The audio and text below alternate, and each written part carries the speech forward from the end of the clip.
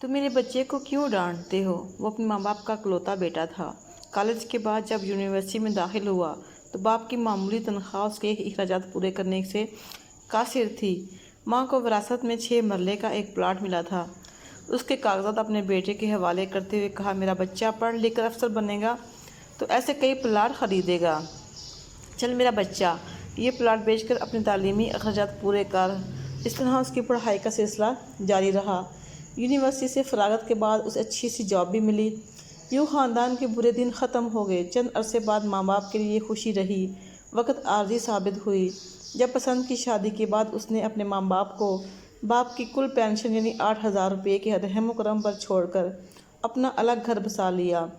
उसके अपने घर में गाड़ी से लेकर एयर कंडीशन तक की हर सहूलत मैसर थी, जबकि दूसरी जानब उसकी माँ बीमार की वजह से बिस्तर से लग कर रह गई थी। बाप रोज़ाना आधा घंटा पैदल चलकर हकीम साहब से उसके लिए ताज़ा दूध लेकर आता, जबकि बाकी वक़्त लोड शेडिंग की वजह से देसी पंखे से अपनी बीवी के पसीने पोंछने की नाकाम कोशिशों में मसरूफ़ रहता। एक दिन शदीद बुखार की वजह से माँ की हालत गैर हो गई। जब माँ को खांसी का दौरा पड़ा तो आस पड़ोस के लोगों ने उसे अस्पताल पहुँचा दिया। डॉक्टर माँ से कोई भी बात पूछ लेता, उसका जवाब बस यही होता, मेरा बच्चा, मेरा बच्चा। किसी ने जाकर बेटे को खबर दी कि अस्पताल के बेड पर आपकी माँ ज़िंदगी के आखिरी लम्हात में आपको याद कर रही है। अचानक उसके कदम गाड़ी की जानब बढ़ने लगे। बीवी ने उसे रोकने की कोशिश की तो उसे धक्का देकर गाड़ी में सवार हुआ। आज उस पर जो कैफियत आई थी वो शायद पहले कभी नहीं हुई थी।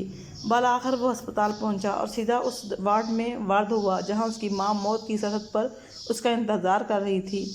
जब वो वार्ड में दाखिल हुआ तो डॉक्टर माँ के इलाज पे मसरूफ़ था।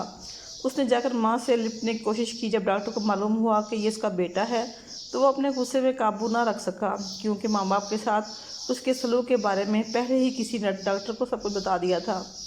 डॉक्टर लफ्ज़ों की छलनी कर देने वाले असहले से उस पर हमला आवर हुआ। जब डॉक्टर डांट डपट कर तमाम हदें पार कर चुका तो अचानक माँ के मुर्दा नुमा वजूद में कुछ हरकत महसूस हुई।